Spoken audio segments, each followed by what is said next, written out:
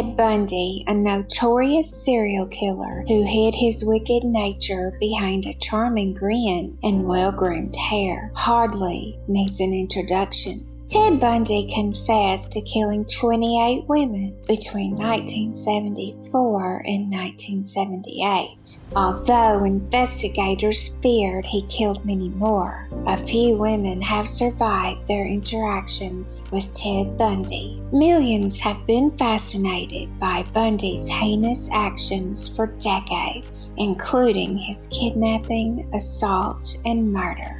Even if his life narrative is fascinating, it is the women who require our attention the most, like Bundy survivor Carol DaRonch, a crucial witness who played a huge role in placing the murderer in jail for the first time. Carol, 18, was not worried about being alone in public, despite learning about recent kidnappings and murders. After all, it was the 1970s, and although Salt Lake City had more than 170,000 citizens, the city and its surroundings generally gave the impression of a little village. On November the 8th, DaRonch went to the mall by herself and went into a bookshop. Soon later, a strange man approached her and introduced himself as a police officer. He informed her that someone had attempted to break into her car. Nothing was missing from the vehicle. The driver smelled of alcohol, and he drove a Volkswagen Bug rather than an official patrol vehicle. These were all red flags. However, this was a different era and a secure neighborhood, and he had a legitimate badge.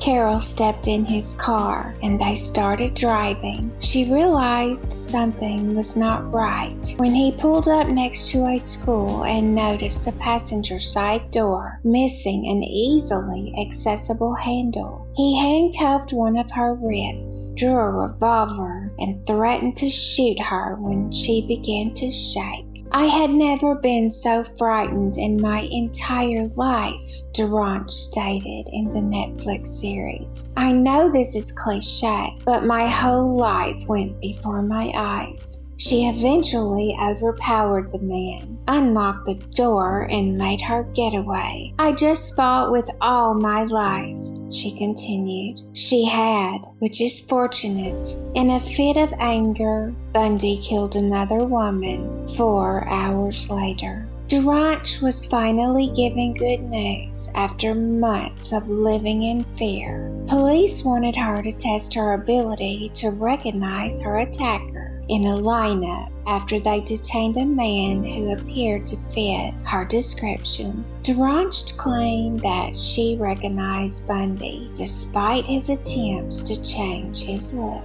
She then was told that prosecutors had discovered the key to the handcuffs she had to wear in his car, along with a gym bag containing a mask, an ice pick, and pantyhose. Only then did officials begin to link Bundy to earlier unsolved murders in Oregon and Washington. Despite being a hero, DaRonch claimed many people doubted her accuracy and motives, claiming that Bundy was too appealing, reliable, and intelligent to commit murder. He could not possibly be a murderous and vicious serial predator because he was a law student and a recently converted Mormon. DaRonch nonetheless gave testimony in court, and Bundy received a 90-day evaluation term. Unfortunately, society still struggles to believe women, particularly when they report charming white men.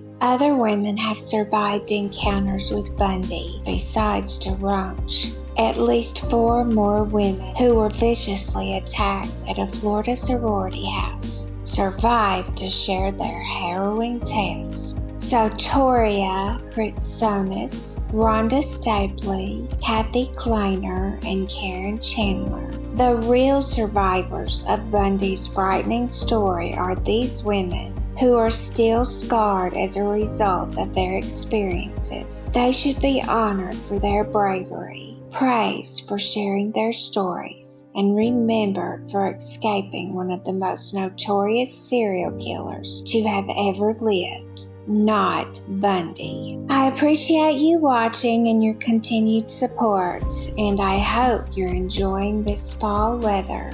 Please leave your thoughts below. I would love to hear what you feel. Thank you for watching, and I'll see you on the next one.